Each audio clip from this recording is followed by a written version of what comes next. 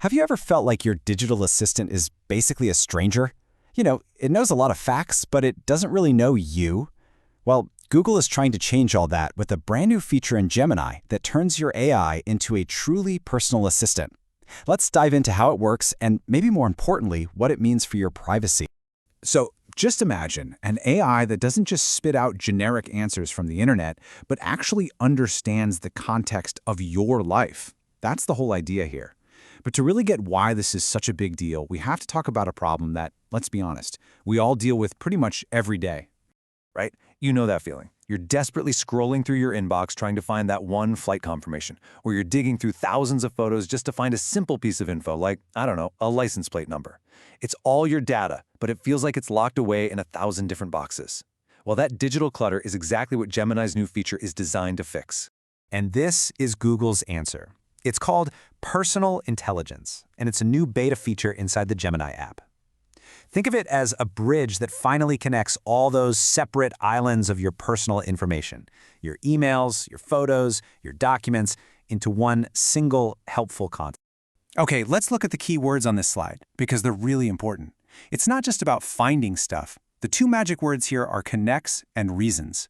This means Gemini isn't just acting like a search engine for your personal files. No, it's more like a detective, piecing together clues from all over the place to give you these really smart, tailored answers.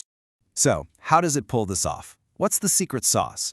Well, according to Google's VP Josh Woodward, it really boils down to two main superpowers: reasoning and retrieval.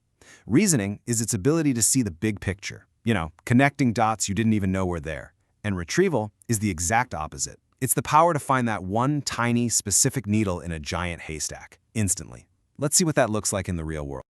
Okay, so that's the theory, but how does this actually help you in your day-to-day life? Let's get into some real-world examples, because this is where it starts to get pretty mind-blowing. So check this out. You're at a tire shop. Any old AI could probably tell you what size tires you need, but Gemini, because it's seen your family road trip photos in Google Photos, it suggests all-weather tires. See the difference? It's not just giving you data, it's giving you advice that's actually based on how you live your life. That's that personal context in action. And here's that retrieval superpower we were just talking about. We've all had that moment of panic at the parking meter when you completely blank on your license plate number. Well, instead of you having to frantically search through your photo gallery, Gemini can just pull that number right out of a picture for you. It sounds like a small thing, but man, for everyday convenience, that is a total game changer. Okay, and this example is where it all comes together. When you're planning a trip, Gemini stops being just an assistant and becomes more like a travel agent who knows your family inside and out. By looking at past trips from your emails and figuring out your family's interests from your photos, it can come up with something truly unique, like suggesting an overnight train trip. It's not just finding a place to go, it's helping you craft an actual experience. All right, I know what you're probably thinking, because I was thinking it too. An AI that knows this much about you, well, it sounds incredibly useful, but also maybe a little unsettling. So we have to talk about the elephant in the room: privacy. What is Google doing to protect your personal information? This is probably the most important slide in this entire breakdown. Here's the deal. Gemini references your data to give you an answer, but it does not use your private emails or photos to train its main AI model for everybody else. Think of it like this. It can look at your personal cookbook to suggest a recipe just for you, but it's not going to take your grandma's secret recipe and add it to a global database for the whole world to see. Your data stays your data. And the best part is, you are in the driver's seat. First off, this feature is off by default. You have to actively turn it on.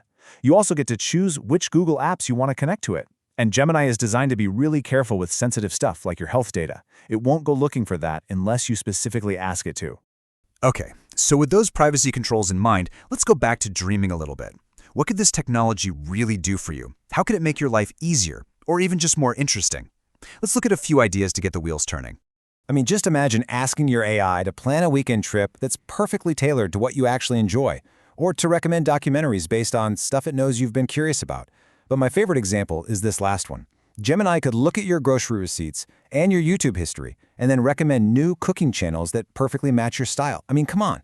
That level of personalization is it's wild, and it gives us a real glimpse into a future where our technology actually gets us.